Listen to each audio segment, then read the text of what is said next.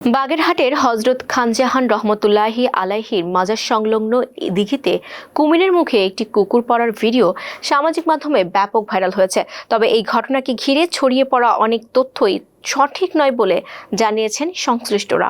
Viral পোস্টগুলোতে দাবি করা হয় কুকুরটিকে ইচ্ছাকৃতভাবে কুমিরের খাবার হিসেবে পানিতে ফেলে দেওয়া হয়েছে, এমনকি এর পা বেঁধে দেওয়ার কথাও বলা হয়। কিন্তু তদন্ত ও প্রত্যক্ষদর্শী বর্ণনায় এসব দাবির কোনো সত্যতা পাওয়া যায়নি। জানা গেছে, গত ৮ এপ্রিল বিকেলে একটি অসুস্থ ও আক্রমণাত্মক কুকুর এলাকায় কয়েকজন মানুষকে কামড় দেয়। পরে স্থানীয়রা সেটিকে তাড়ালে কুকুরটি দৌড়ে দিঘির ঘাটের দিকে চলে যায়। নিরাপত্তা কর্মী মোহাম্মদ ফোরকান হাওলাদারের ভাষ্য অনুযায়ী কুকুরটি তাকে আঁচড় দিলে তিনি পা ঝাড়া দেন।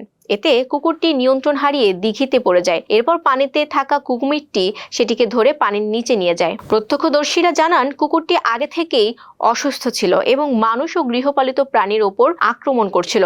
এমন পরিস্থিতিতে এটি নিয়ন্ত্রণের বাইরে চলে যায় এবং দুর্ঘটনাবশত পানিতে পড়ে যায়। স্থানীয়দের মতে, দিঘির কুকুরটি দীর্ঘদিন ধরে সেখানে থাকলেও এটি একটি বন্য প্রাণী। সামনে শিকার পেলে আক্রমণ করা তার স্বাভাবিক আচরণ। মাজার কর্তৃপক্ষ জানিয়েছে ঘটনাটি সম্পূর্ণ দুর্ঘটনা। তবে সামাজিক মাধ্যম যাচাই ছাড়া নানা ভুল তথ্য ছড়িয়ে বিভ্রান্তি তৈরি করা হচ্ছে। তারা সবাইকে আহ্বান জানিয়েছেন যে কোনো তথ্য শেয়ার করার আগে অবশ্যই সত্যতা যাচাই করার জন্য।